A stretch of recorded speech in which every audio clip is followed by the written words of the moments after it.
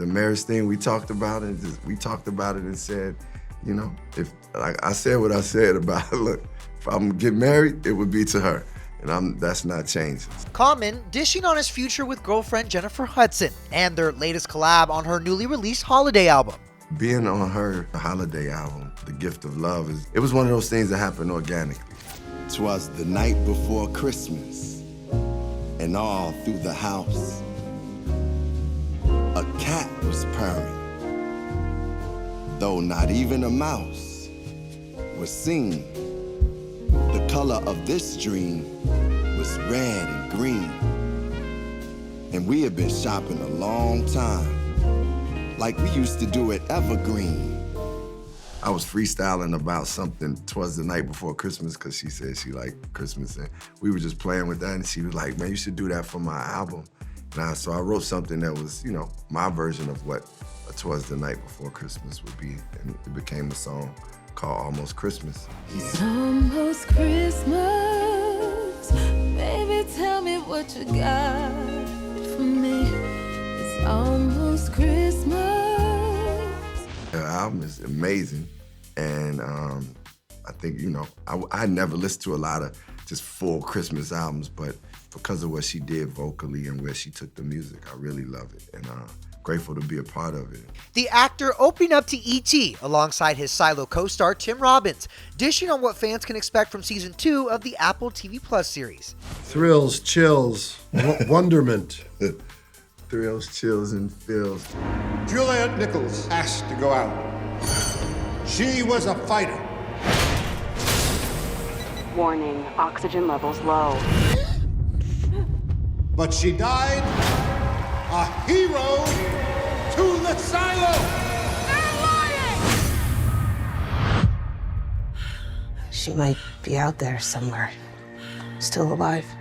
Season 1 ended with something that blew all our minds. You know, when I was reading that script, I was like, what? There's other silos? You know, we can imagine how that would affect the people in the silo.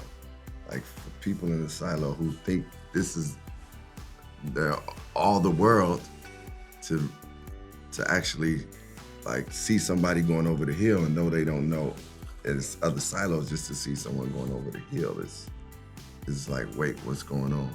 So that in itself causes some type of eruption and uproar, and so things get heightened as far as the chaos, the potential danger, and those lives being lost that we talked about in the first season of the silo can really, really happen at this point. And I think, you know, what you get from Sims and Bernard is trying to keep things in order, trying to keep things together so that we can live.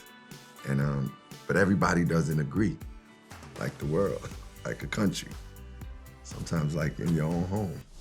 People are saying it's time for a rebellion. You're frightened. I'm not afraid of the rebellion. I'm more afraid of what she saw. There's all these layers that keep being revealed as the season progresses, and the same thing happens in season 2 as well. There's something that happens at the end of season 2 that is not expected at all, and it takes you into a whole other reality, which is super cool. So, yeah, I like it. It's like the mystery of it. It keeps revealing itself, and the same thing goes with our characters too. You start by thinking, that's that kind of person, but then by the end of season 1, you're like, wait, and then season 2 starts to reveal that we might not be what you thought we were.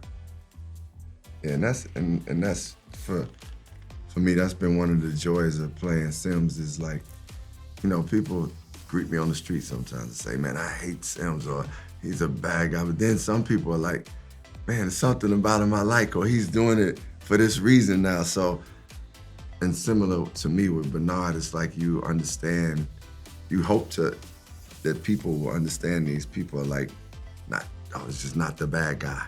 Or just, it's people, it's people. We have good, bad, and we doing things for what we think is the good of all. As for whether the pair agrees with the Hunger Games meets Dune comparisons, I don't see the parallels on that, but I see it as kind of a specifically unique look at what happens when a culture is over-regulated. And I think that is unique, is that it reflects our society in a way that is a bit of a warning and, a bit of a parable. I like that about it. Yeah. I like you can compare our show to those, big titles like Hunger Games and Dune. But I definitely, as Tim said, I do believe that it's a unique thing about Silo that I feel is the mystery of it and the actual humanity of it's dystopian, but it's really kind of like it's back to the basics.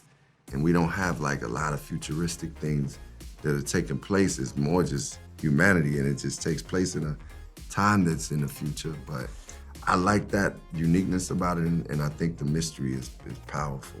But when it comes to whether Tim or Common see themselves as rebels in real life, oh, shoot. I don't know. I've always looked at telling stories as the way that, the way it developed in Western culture dates back to the Greeks. And the Greeks their whole purpose in creating their dramas and their comedies was to speak to the citizenry about something that has traumatized them so that they can figure out a way forward. And whether that way forward is in their own actions or in their own humility in the face of the gods, it was a way for the people to process what was going on. So that goes for heavy dramas like Oedipus Rex, and that goes for comedies of Aristophanes, that are lewd and crazy, from the sacred to the profane. That's the base level for me. And so I always think it's important for the artist to be the one that questions. That's our job. That's why when an autocratic government takes over, the first people they get rid of are those kind of free thinkers. I'm gonna sum up what he said so eloquently is yes. Yes. He's rebels. And I think for me, I want to add to the fact that that's one of the things that I really appreciated about working with Tim.